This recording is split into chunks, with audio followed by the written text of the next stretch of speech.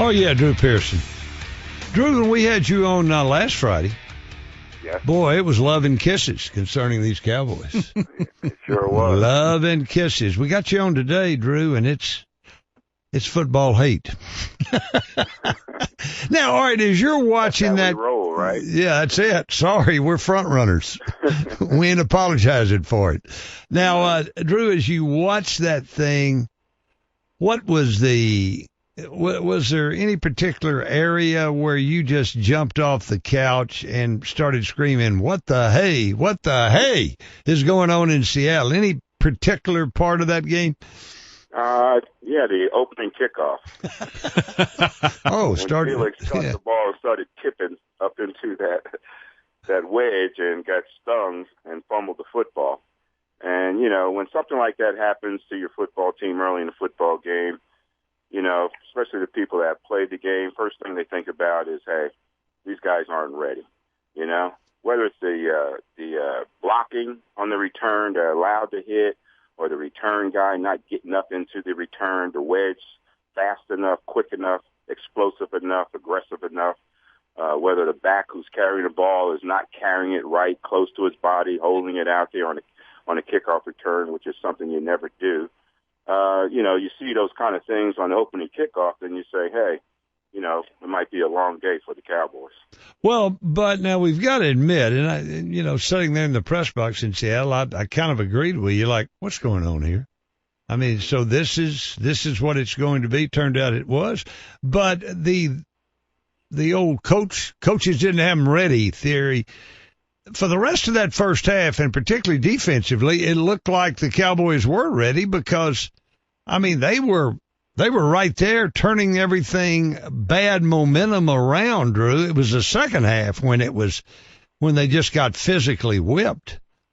Yeah, that's right. But they still kept making those mistakes in the first half to put themselves in that hole. And again, a lot of it is the fact that they weren't ready as far as the players were concerned, but also the fact that, the offensive coaches, the defensive coaches, and the special team coaches the coaching staff, period, wasn't ready either. They weren't prepared. And I guess Seattle was doing some things to them that they didn't expect. And especially in the second half when Seattle went in and made some adjustments offensively, decided to run the football, felt like they could do that.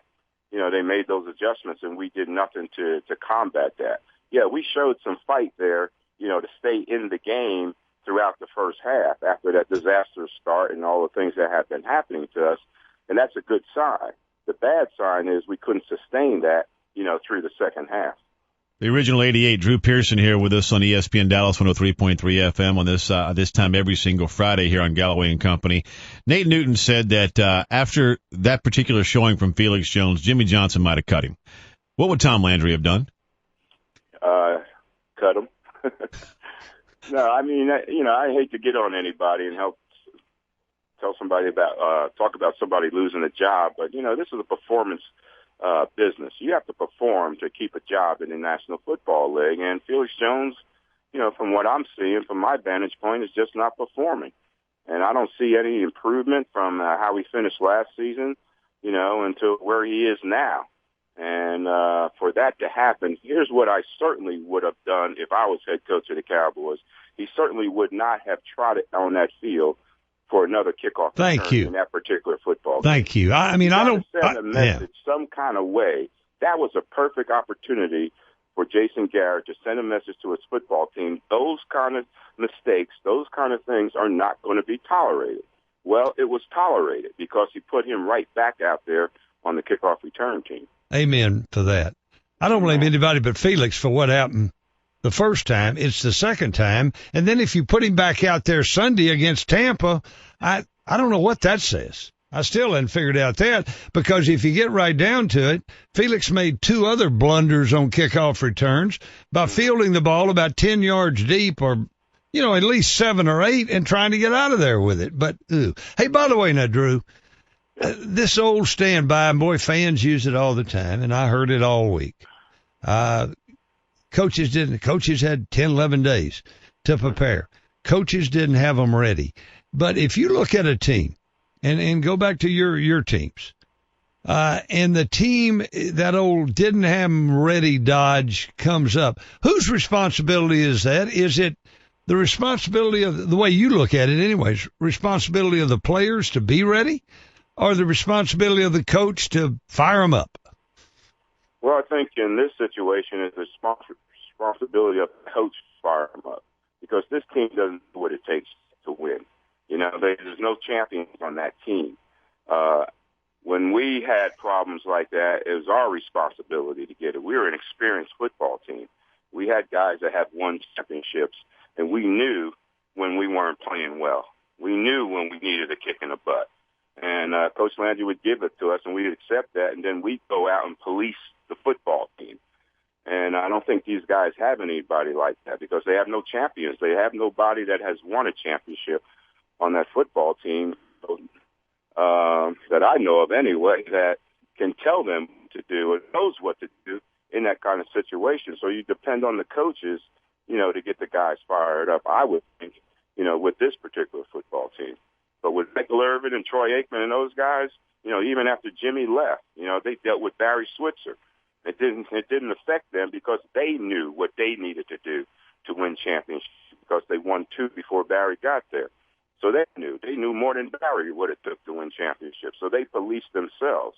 We police themselves. These guys, I don't think, can police themselves. They need that coach to motivate them. Drew, do you think, well, first of all, let me give you this.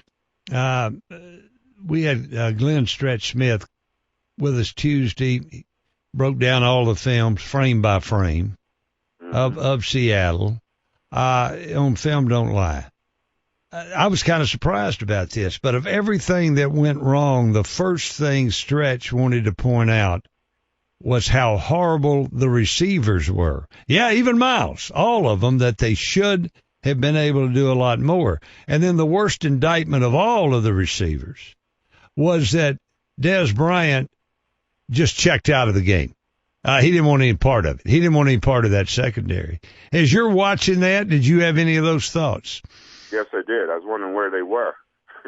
You know, they like kind of disappear. You know, TV doesn't show you a lot until the play is snapped, and they show you where the receivers are as far as their lineup, and you can see some release as they come off the line of scrimmage. But as they get downfield, you have a tendency to lose them. And I couldn't see what's going on. I don't have that coaching tape to review.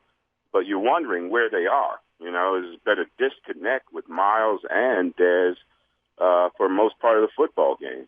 And I can't understand that. And for Dez, especially late in the football game, Dez he's got to settle down, man. He seems like there's a disconnect with him in the offense. Doesn't seem like the coaches have confidence to call his number late in football games. It seems like he can be taken out of football games with a simple zone coverage, any kind of coverage that makes him make adjustments on the move, the way he has to think to get open. And, you know, then the other mystery is, why don't they go to Miles? Why isn't Miles getting more opportunities? It seems like when he does get the opportunities, you know, he makes some plays. But he's not getting as many as you would think he would get, especially when the Cowboys need somebody to step up and make a play. That's the guy I would think they would want to go to. But Seattle presented a physical secondary. That is no excuse. You know, Garrett tried to make excuses for Dez, you know, in some of his comments and stuff like that. I could see Coach Landry make an excuse for me because I couldn't get open against Mel Blount. You know? Ain't going to happen, you know. That's my responsibility. I never go and say that he's too physical. And I knew Mel was the most physical cornerback I've ever played against by far. I would never say that and admit to that. I knew what kind of battle I'd have to deal with playing against him, but I would never let him know that he's the most physical cornerback I've played against. But these guys seem to succumb to that, and it would turn out to be an excuse for them, and maybe that's why they didn't get the balls they should have gotten in that particular game. Drew, got about a minute left, and we always appreciate your time here on ESPN Dallas 103.3 FM every single Friday. After you get humiliated like the Cowboys were in Seattle, what do you expect to see from them on Sunday? Well, if this is the team that we saw against the New York Giants, I expect them to come back fired up. You know, it's the home opener, and that should add some motivation to what they're doing out there. I think they're going to come back and and do what they have to do against Tampa Bay. And I think Tampa Bay's secondary, as you guys were talking about, is pretty weak, so that'd be good for what ails the Cowboys passing game, and maybe get us out of the doldrums with that. But I think the Cowboys will come back and win this game this week, 24-10. Drew, if they don't, we'll talk to you next year, because I've already declared that I will never talk about the Cowboys again the remainder of this season. So we'll have to have you on. We'll have you on next year. Okay. So there's a lot riding on Sunday's game. Thanks, Drew Pearson. Okay. Have a good weekend. You too, Drew. See you later, man.